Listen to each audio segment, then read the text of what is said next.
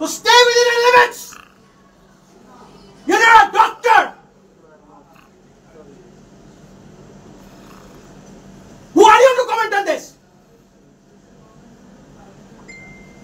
আর আপনি একজন RMO, you don't even know the responsibilities of a bloody RMO. আমি একবার বলিনি স্যার। তাহলে দেখেছেন কনস্ট্যান্টলি বলে যাচ্ছে আমি খুলতে বারণ করেছি, আমি কখনো বলিনি অক্সিজেন থেকে বলতে।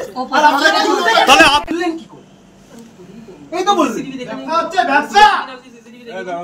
এই আচ্ছা উনি জিজ্ঞাসা করেছে ছোলা কেন, আমি বলছি পেশেন্ট ট্রান্সপোর্টেশন হচ্ছে 90। না না না না না, আপনি বললেন ওই তাইলে আমরা দেখছি যে উনি বুঝতে পারেন কিনা। স্যার বারবার একদম কথা বলছেন, বারবার কথা বলছেন। যারা করেছে রেসপন্সিবিলিটি ফিক্স করতে হবে, কোনোভাবে কিচ্ছু করা যাবে না। উনি আমাকে বোঝাচ্ছেন পেশেন্টের কন্ডিশন যদি ডিটেরিয়েট করে, ভাবছে আমি মানে কোথা থেকে একটা এসছি, উর্দুর মোমিনপুর থেকে এসছি, আমার হচ্ছে সিসিইউ আইসিইউ এর পেশেন্ট ডিটেরিয়েট করে গেলে টেকনিশিয়ানরা দেখবে, ডাক্তার দেখবে। গ্যাজেটস গুলি সব আরে টেকনিশিয়ান গ্যাজেটস নিয়ে কিছু পেশেন্টের ব্যাপারটা কথা বলছি। রেগুলেশন তো প্রেজেন্ট রয়েছে। হ্যাঁ ও তো বলছে আপনারা এখনো পর্যন্ত কনফার্ম করতে বলেন না। আরে উনি বলছেন কি তাহলে আপনি বলছেন খুলতে না, উনি বলছেন খুলেছে, টেকনিশিয়ান দু রকমের কথা। টেকনিশিয়ান বেশি জানে না ডাক্তার বেশি জানে?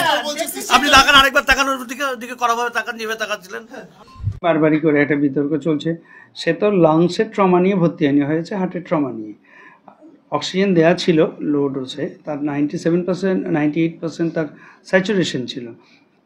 বিপি ছিল 120/80, যেহেতু নরেট সাপোর্ট দিয়ে রাখা হয়েছিল, ওইটাকে ধরে রাখা গেছে। তো সে এতত অবস্থায় এই ধরনের যাদের অক্সিজেন স্যাচুরেশন থাকে, আর আমার ক্যাথ ল্যাবের ফ্লোর হচ্ছে মানে ক্যাথ ল্যাব আর সিসিইউ দুটোই হচ্ছে পাশাপাশি। মারা যাওয়ার পর উনি এসে কি করলেন এটা বলুন। হ্যাঁ, তারপরে তো পেশেন্ট পার্টিকে কাউন্সিলিং করা হলো। হঠাৎ করে জানতে পারলাম যে উনি এসছেন, আমাদের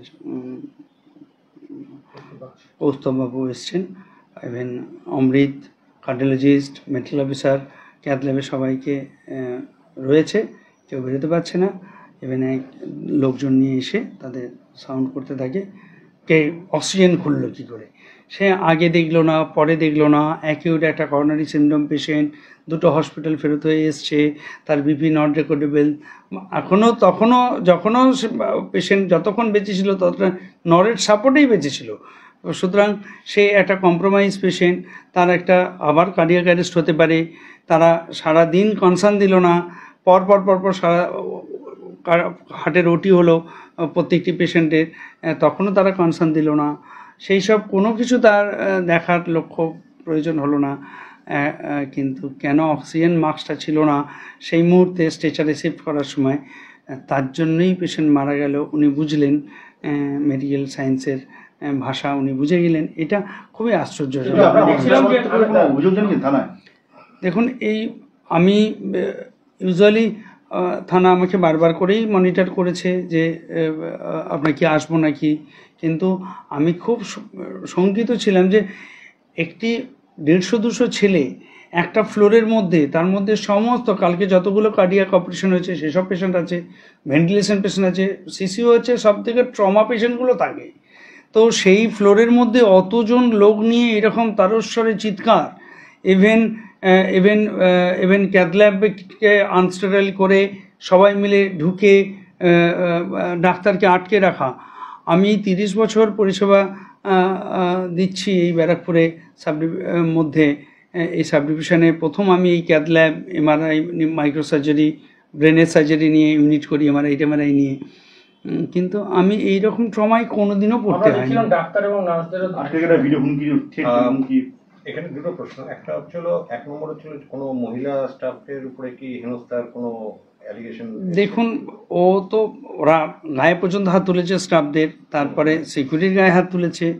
আমি তার থেকেও বড় কথা হচ্ছে যে ডাক্তার, সে আরও 5টা পেশেন্ট, এত পেশেন্ট, একজন শিক্ষিত যোগ্য মানুষ, একজন যে পেশাদার, আমি শুনেছি তিনি আইনজীবী, কিন্তু তিনি এত বড় একটা হসপিটাল, একটা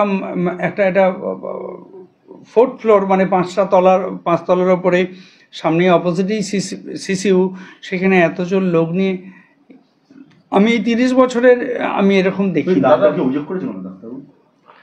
দেখুন ডাক্তারবাবু কিছু অভিযোগ করেনি, কিন্তু পুলিশ তো তারা তাদের মতো করে সিসিটিভি দেখে নিয়ে গেছে।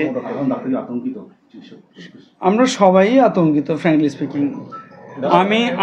আমি তো থানায় অফিসিয়ালি জানিয়েছি যে যদি আমাদের ভুল চিকিৎসায় আমাদের শাস্তি পাওয়া দরকার আছে। আমি এই কারণে পেশেন্টটির যাতে পোস্টমর্টম করা হয় তার জন্য আমি থানাকে লিখিতভাবে ডেথ ডিক্লারেশনের সঙ্গে আমি এই কথা লিখে যা পাঠিয়েছি। কিন্তু পার্টি আমি খবর পেলাম, আমার কাছে তো লিখিত ডকুমেন্টস কিছু নেই, থানার মাধ্যমে যেটা জানতে পারলাম তারা পোস্টমর্টম চায় না। ইভেন আমাদের হসপিটালের প্রতি কোনো অ্যালিগেশন নেই, কিন্তু 4:30 পর্যন্ত তাদের এত বড় অ্যালিগেশন যে প্রায় 3টে পর্যন্ত, 10:30 থেকে। পেশেন্ট পরিষেবা বলতে প্রতিটি ফ্লোরে তো মেডিকেল অফিসার আলাদা আলাদা থাকে, তারা তাদের মতো করে চলছে। কিন্তু একটা এরকম ক্রাইসিস হলে ন্যাচারালি কিছু শিথিল হয়ই পরিষেবা। সবাই আতঙ্কিত। এই ফ্লোরে যতজন পেশেন্ট আছে, এর নিচের ফ্লোরে হচ্ছে এই ফ্লোরের সমস্ত পেশেন্ট জেগেছিল। মানে আমার সঙ্গে তারা আতঙ্কিত হয়ে যদি বাজে কিছু করে, তাহলে এত পেশেন্ট নিয়ে আমাকে ধরে দোষীদের শাস্তি দিতে হবে। সবার সম্পর্কে কথা বলা মানে তাদের গুরুত্ব বাড়ানো, আমি সেটা বলছিলাম। ডক্টর অমৃত ঘোষ ব্যারাকপুরের খুব পপুলার ডাক্তার। ব্যারাকপুরের যারা মানুষ আছেন এবং সাধারণ মানুষ আছেন তারা জানেন অমৃত ঘোষ প্রত্যেকের বিপদ আপদে ছুটে বেড়ায়। যে পেশেন্ট মারা গেছে অত্যন্ত দুর্ভাগ্যজনক, কিন্তু এদেরও ফ্যামিলি ফিজিশিয়ান ছিলেন ডক্টর অমৃত ঘোষ। স্বাভাবিকভাবে এই ভদ্রলোকের হার্টের প্রবলেম ছিল, তাকে প্রথমে বিএন বোস, তারপরে সাগর দত্ত সব জায়গায় নিয়ে যাওয়া হয়। যখন সাগর দত্ত রেফার করে তখন এই পেশেন্ট পার্টি ডক্টর অমৃত ঘোষকে ফোন করে যে আপনাকেই দেখাবো। তখন ডক্টর অমৃত ঘোষ ওনাকে সাজেস্ট করে যে আপনি সারদায় ভর্তি করে দিন। তারপরে এখানে ভর্তি করার পরে according to the version of doctor যে ওনাদের কাছে একটা বন্ড চাওয়া হয় যে এনজিওগ্রাম করা হবে, আপনারা সেই বন্ডটা দিন। ওনারা বাড়িতে আলাপ আলোচনার দীর্ঘ সূত্রতার জন্য সেই বন্ডটা দিতে দেরি করে। স্বাভাবিকভাবে যখন বন্ড দেয় তখন যখন নিয়ে যাওয়া যায় সেই সময় পেশেন্ট পার্টি নিজে দেয়। হ্যাঁ, বন্ড পেশেন্ট পার্টি যখন দেয়, তারপরে যখন ওনাকে অপারেশন টেবিলে নিয়ে যাওয়া হবে তখন হার্ট ফেলিওর হয় এবং উনি মারা যান। দেখুন, এবার যদি এখানে ডাক্তারের কোনো গাফিলতি থাকতো তাহলে অতি অবশ্যই পেশেন্ট পার্টি তারা ডাক্তারের নামে কমপ্লেন করতেন, এফআইআর লজ করতেন, কাউকে বলতেন যে আমার বিনা ডাক্তারের গাফিলতিতে আমার বাবার মৃত্যু হয়েছে। দেখা গেল পেশেন্ট পার্টির কেউ কিছু বললেন না।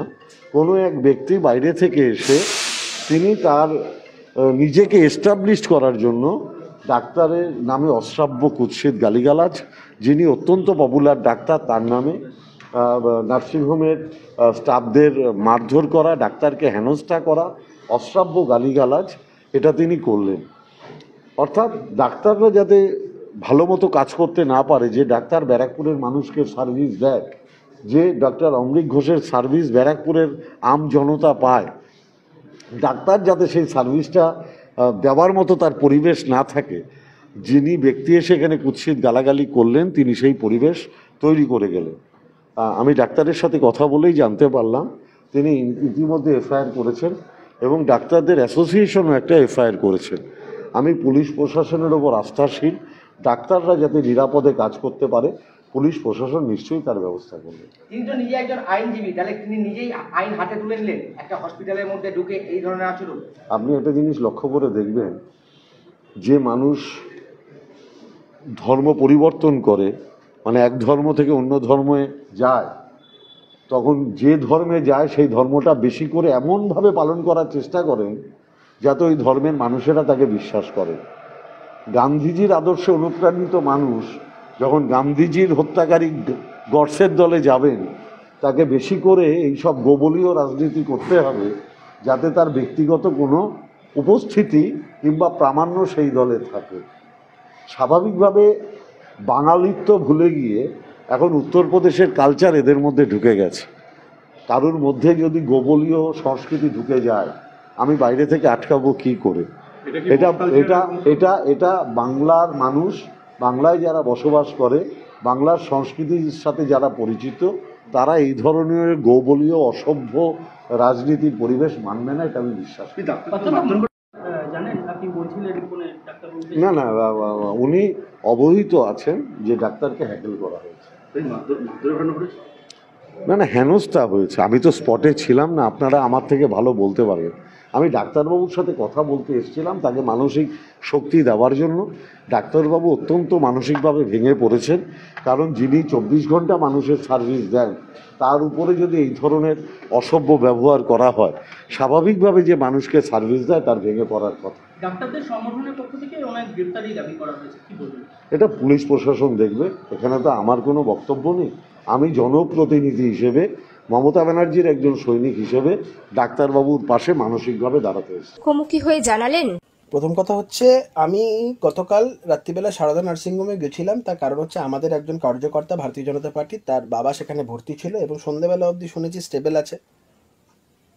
নার্সিংহোমে তো প্রচণ্ড খরচা, সারদা নার্সিংহোমে এদের পক্ষে সম্ভব হচ্ছিল না। ওরা আমাকে বলছিল যে দাদা যদি ওরা বলছে স্টেন বসাতে হবে, অ্যাঞ্জিওগ্রাম করতে হবে, প্রচুর টাকা। এটা আমি তাও আপনাকে বলছি এটা ওই 8:30 9টার ঘটনা। তাই বললাম যে ঠিক আছে, তাহলে আমি অন্য কোথাও দেখছি যেখানে। আর ওখানে সব থেকে বড় কথা, পার্থভূমিক আজকে গিয়ে এতই নার্সিংহোমের প্রশংসা করছেন।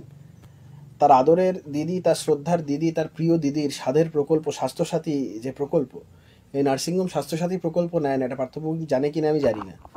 তো ওরা বলে যে আমরা স্বাস্থ্যসাথী নিই না।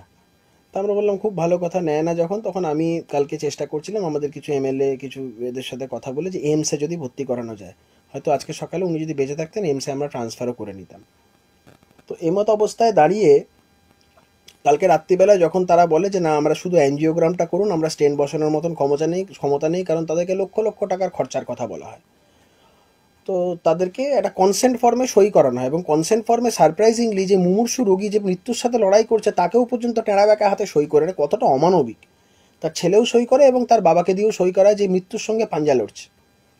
কিছুক্ষণ পরে ওই কার্তিক বলে ছেলেটি, আমাদের যে ভারতীয় জনতা পার্টির যে কার্যকর্তা, উপরে এসে দেখে তার বাবার মুখ থেকে অক্সিজেন মাস্কটা খোলা। টেকনিক্যাল স্টাফ যে আছে তাকে জিজ্ঞাসা করা হয়, ওর নাম কমপ্লেন্টেও আছে, যে মাস্কটা খোলা কেন? ও তখন বলে যে আমরা দেখছি যে পেশেন্ট অক্সিজেন মাস্ক ছাড়া থাকতে পারছে কিনা। এমত অবস্থায় পেশেন্ট গ্যাসপিং করতে করতে শ্বাসকষ্ট হতে হতে পেশেন্ট মারা যায়। তা আমি গিয়ে যে প্রশ্নটা করেছিলাম সেটা হচ্ছে আরএমওকে বা অন্যান্য হসপিটাল অথরিটিসদের, যে আপনারা এই যে পেশেন্টটা আপনাদের চোখের সামনে মরে গেল, এই অক্সিজেন মাস্কটা কার কথায় খোলা হলো? আরএমও বলছে টেকনিক্যাল স্টাফ খুলেছে, টেকনিক্যাল স্টাফ বলছে নার্স খুলেছে, কেউ রাজি নয়। আমি তখন এই দায় নিতে কেউ রাজি নয়। আমি তখন আরএমওকে বলি এটা তো আপনার রেসপন্সিবিলিটি, একজন পেশেন্টের অক্সিজেন মাস্ক খুলে নেবে আপনার কথা ছাড়া, এটা তো হতে পারে না। তখন ও সব উল্টো পাল্টা কথা বলা শুরু হয়, এই ঘাড়ে দোষ চাপাচ্ছে, তার ঘাড়ে দোষ চাপাচ্ছে। সংগঠনের ডাক্তারদের সংগঠনের তরফে বলা যায় আমি কি মারধর করেছি, একটা ভিডিও দেখান তো যেখানে মারধর করেছি। আমি তাদের সাথে উচ্চস্বরে কথা বলেছি, অবশ্যই বলেছি, আমি তার মধ্যে আমি তার জন্য বিন্দুমাত্র অনুতপ্ত নই। একজন মানুষ, একটা গরিব বাড়ির লোক, আমাদের যে কার্যকর্তা সে অত্যন্ত গরিব বাড়ির, তার বাবা অত্যন্ত একজন মানে খুবই ইকোনমিক্যালি উইকার সেকশনের সোসাইটি থেকে বিলং করে। তাদের আজকে পয়সা নেই বলে তারা সেই হাসপাতাল তাকে চিকিৎসা দিল না এবং চিকিৎসার অভাবে লোকটা মারা গেল, তাদের র্যাশ এবং নেগলিজেন্ট অ্যাক্টের কারণে মারা গেল। তো সেখানে গিয়ে আমি ওদের সাথে প্রেম পীড়িতের মতন করে কথা বলবো নাকি? আস্তে আস্তে ধীরে সুস্থে ওদের সাথে ভাব ভালোবাসার কথা বলবো? ওরা যে অন্যায় করেছে সেই অন্যায়ের জন্য তাদের সাথে আমি তারস্বরে কথা বলেছি, অবশ্যই বলেছি, কিন্তু সাথে সাথে এটাও বলছি আমি যদি কালকে না থাকতাম হসপিটাল ভাঙচুর হয়ে যেত। যেভাবে জনরোষ তৈরি হয়েছিল হসপিটাল ভাঙচুর হতো, ডাক্তারবাবুরা মার খেতেন। আমি ছিলাম বলে আমি কোনো ডাক্তারবাবুকে কেউ একটা গায়ে হাত পর্যন্ত দেয়নি, একদম এখানে কিছু না করে। আমি সম্পূর্ণ ভাবে বিষয়গুলোকে ঠেকিয়েছি, কারণ আমি একজন আইনজীবী হিসাবে আইনের গণ্ডি সম্পর্কে অত্যন্ত ভালোভাবে ওয়াকিবহল। পার্থভৌমিক যেটা করতে এসছে আজকে রাজনীতি করতে এসছে। পার্থভৌমিক জানে না এই সারদা নার্সিংহোমে সাধারণ মানুষকে কিভাবে হেনস্থা করা হয়। আমি বহু মানুষের, আমি আজকে ফোন পেয়েছি, মেসেজ পেয়েছি, হোয়াটসঅ্যাপ পেয়েছি, বহু মানুষজন বলেছে তারা তাদের নিজেদের প্রিয়জনকে কিভাবে হারিয়েছে এই হসপিটালের মানে পয়সাকে ওই মানসিকতার জন্য। বলছি যে হসপিটালের তরফ থেকে একটা অভিযোগ করা, পুলিশের থেকে একটা অভিযোগ করা হয়েছে গতকালের ঘটনা নিয়ে, হসপিটালে করুক, আমি তো জানি না, আমার কাছে কোনো ইনফরমেশন নেই, শুনেছি কেউ করেছে করেছে করেছে আমরাও তো কমপ্লেন করেছি। কার্তিক এই তো মিথ্যা কথা বলছে পার্থভৌমিক, এবং এরা সম্পূর্ণ যে কিভাবে সাজিয়েছে, কালকে রাত্রিবেলাতেই মেল করে এফআইআর করার জন্য কমপ্লেন পাঠানো হয়েছে। যে মারা গেছে তার বাড়ির তরফ থেকে। সকালবেলায় পোস্টমর্টমের পুলিশের ফর্মালিটির মধ্যে একটা পরে হচ্ছে লোকাল কাউন্সিলরের থেকে লিখিয়ে আনতে হয় বডি হ্যান্ড ওভার করার জন্য, সেই সার্টিফিকেটটা পর্যন্ত সে লিখিয়ে এনেছে। যখন থানায় গেছে পুলিশ হসপিটাল অথরিটির সাথে কথাবার্তা বলে ওর উপরে চাপ সৃষ্টি করে, তাকে বলে যে যদি পোস্টমর্টম করা হয় 4-5 দিন পরে বডি পাবে, এই ভুল ভাল বুঝিয়ে মামলা মোকদ্দমা তোমাদের এই হেনস্থা হবে, এই হবে।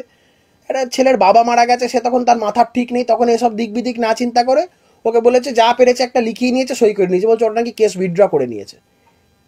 আজকে এই সৎকার টৎকার হয়ে যাওয়ার পরে আজকে সন্ধ্যাবেলায় সেই ব্যক্তিটি আমাদের কার্যকর্তা কার্তিক কমিশনারেটে চিঠি দিয়ে জানিয়েছে তাকে কিভাবে জোরপূর্বক এই কমপ্লেনটা উইথড্র করানো হয়েছে। মোহনপুর থানার পুলিশ এই হসপিটালের অথরিটিদের সাথে কথাবার্তা বলে, এই মালিকদের সাথে এখন কি লেনদেন হয়েছে আমি জানি না, বা সেখানে তৃণমূল নেতাদের কতটা ভূমিকা আছে আমি জানি না, বলতে পারবো না, না জেনে কোনো কথা বলা উচিত নয়, কিন্তু কিছু তো একটা হয়েছে। আপনারা অভিযোগ করছেন না? অভিযোগ তো অলরেডি আছে, ভুলভাল বুঝিয়ে সেখানে সই সাবুত করে বলেছে কমপ্লেন উইথড্র। সেই বিষয়ে আমরা আবার কমিশনারেটে ওই ছেলেটা কমপ্লেন করেছে এবং আমরা এটা নিয়ে আইনগতভাবে এগোবো। ওরা যেন না ভাবে যে আমরা সম্পূর্ণ কিছু আমরা সবকিছু মেনে নেবো মুখ বুঝে। বলছে ডাক্তার সংগঠন যেটা বলছে, চিঠি দিয়েছে রাজ্যকে, ডাক্তার নিগ্রহ হয়েছে। ডাক্তার সংগঠন যে কথাগুলো বলছে তারা না জেনে বলছেন। আমি ডাক্তারদের ব্যাপারে কতটা সিম্প্যাথেটিক আর ডাক্তারদের প্রতি আমি আমার কতটা সিম্প্যাথি আছে এটা যারা ডাক্তাররা রয়েছেন, এখন এই ডাক্তার সংগঠনের সাথে কাদের ওঠা বসা কাদের আছে সেটা বাংলার মানুষ খুব ভালো করে জানে। ওয়েস্ট বেঙ্গল ডাক্তার্স ফোরামে কারা কারা আছে, ওয়েস্ট বেঙ্গল ডাক্তার্স ফোরামের মাথারা কারা, তো এটা সবাই জানে। হসপিটালে সিসিটিভি দাবি করছে মারধরের ঘটনার একটা সিসিটিভি দেখাক যেখানে আমি কাউকে মারছি না, আপনার উপস্থিতিতে মারধর করা হয়েছে বলে অভিযোগ। না, আমার উপস্থিতিতে আমি কোথায় আমি জানি না, আমি উল্টে ঠেকিয়েছি। ওখানে অনেক সাধারণ মানুষ ছিল, সবার উপরে তো আমার কন্ট্রোল নেই, সাধারণ মানুষের উপরে তো আমার কন্ট্রোল নেই। আমি তো বলছি আমি না থাকলে ভাঙচুর হয়ে যেত। এবারে সাধারণ মানুষের মধ্যে থেকে কে কি করেছে না করেছে দায় তো আমার নয়। আমি যখনই দেখেছি কোনো উত্তেজনাপূর্বক পরিস্থিতি তৈরি হয়েছে আমি ঠেকিয়েছি, কন্ট্রোল করেছি। ভিডিও থাকলে সবটা দেখা। আমি কৌস্তব বাগচি আইনজীবী হিসাবে আমি আমার গণ্ডিগুলো জানি যে কোথায় কোনটা করা উচিত কোনটা করা উচিত নয়। আজকে যে কথা উনি বলছেন ডক্টর অমৃত ঘোষের কথা বলছেন, আমি ওনার প্রতি যথেষ্ট শ্রদ্ধাশীল। আমি ডাক্তারবাবুকে চেয়ারে বসে আমি ওনাকে বলেছি আপনাদের বিরুদ্ধে আমাদের কোনো অভিযোগ নেই। আরেকজন ডাক্তারবাবু ছিলেন যাদবপুরে থাকেন, তিনি খুব চেষ্টা করেছেন, আমি শুনেছি সেটা, কিন্তু ওদের বিরুদ্ধে তো আমার কোনো অভিযোগ নেই। আমি তো ওদের সাথে কোনো খারাপ ব্যবহারও করিনি, কিচ্ছু বলিনি। এই অমৃত ঘোষকে নিয়ে যে কথাগুলো বলছেন সম্পূর্ণ মিথ্যা কথা বলছেন। এবং ওর বাড়ির লোক মুচলেখা দিয়েছে যে ডাক্তারদের বিরুদ্ধে কোনো অভিযোগ নেই, হসপিটালের বিরুদ্ধেও কোনো অভিযোগ নেই, তাই আমরা পোস্টমর্টম করাতে চাই না। এইটাই তো আমি বলছি, যদি কেউ পোস্টমর্টম না করাতে চায়, পোস্টমর্টমের যে ফর্মালিটি আছে যে ডেড বডি হ্যান্ড ওভার করার জন্য কাউন্সিলরকে লিখিয়ে আনার এই লেখালেখিটা করালো কেন? থানায় যাওয়ার পরে এত প্রেশার ক্রিয়েট করা হয়, বলা হয় 4-5 দিন পরে বডি পাবে, এই পাবে। যার বাবাকে একটা ছেলে সদ্য হারিয়েছে তার মাথার ঠিক থাকে এই কথা শোনার পরে? অবশ্যই পুলিশের বিরুদ্ধে যাব। পরিবারের সকলের সুস্থ থাকার একমাত্র ঠিকানা কাঁচরাপাড়া পলিক্লিনিক বা নাইট অ্যাঞ্জেল নার্সিং হোম। কেনাকাটার একমাত্র ঠিকানা আগমনী বাসন্তী। মনের মতো খাবার খেতে হলে চলে আসুন কাঁচরাপাড়া নিউ কেবিনে।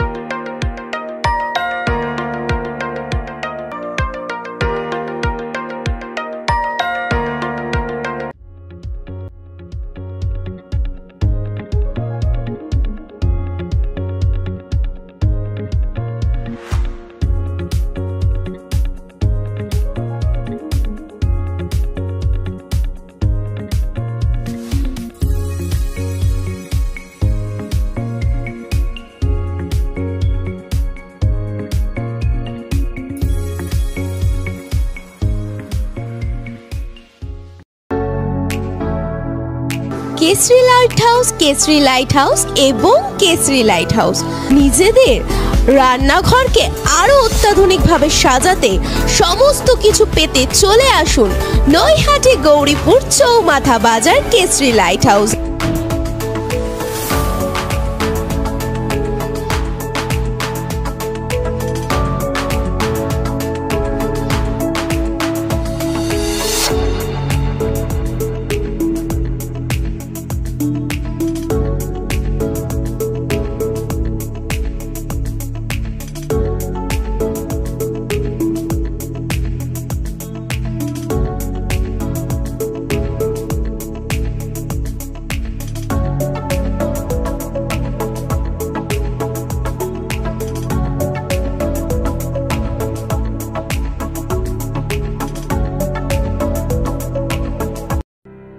আপনি কি আপনার 4 চাকা গাড়ি চালানোর জন্য সুদক্ষ ড্রাইভার খুঁজছেন? ভেবে পাচ্ছেন না কি করবেন? তাই এখন আপনার এই সমস্যার সমাধান নিয়ে চলে এসেছে আপনার এলাকার একমাত্র বিশ্বাসযোগ্য ISO সার্টিফাইড প্রতিষ্ঠান দিশারি ড্রাইভার সেন্টার। এখানে আপনি আপনার মনের মতো অতি দক্ষ ও অভিজ্ঞতাপূর্ণ ড্রাইভার পেয়ে যাবেন। এই পরিষেবা শুধুমাত্র আপনাদের এলাকার মধ্যেই সীমাবদ্ধ নয়, বরঞ্চ কলকাতা, পশ্চিমবঙ্গ এমনকি পশ্চিমবঙ্গের বাইরেও আমরা এই ড্রাইভার সার্ভিস দিয়ে থাকি। এর পাশাপাশি জাস্ট ডায়ালের মাধ্যমে আপনারা আমাদের সার্ভিস বেছে নিতে পারেন। দিশারি ড্রাইভার সেন্টার হলো উত্তর 24 পরগনা জেলার সর্বপ্রথম ড্রাইভার সার্ভিস প্রোভাইডার। আমরা গত 20 বছর ধরে মানুষকে আমাদের পরিষেবা দিয়ে আসছি। তাই তো আর দেরি না করে আজ এই সার্ভিস পেতে যোগাযোগ করুন দিশারি ড্রাইভার সেন্টারের সাথে। আপনারা ড্রাইভার বুকিং করতে পারবেন সকাল 7টা থেকে রাত 10টা পর্যন্ত। আমাদের ঠিকানা 96 ফিডার রোড, বেলগড়িয়া বাজার, কলকাতা 700056। বিশদে জানতে যোগাযোগ করুন 9903209472 বা 9874294138 এই নম্বরে, অথবা ইমেল করুন disharidrivercenter@gmail.com এই অ্যাড্রেসে, বা ভিজিট করতে পারেন আমাদের ওয়েবসাইট www.disharidrivercenter.com।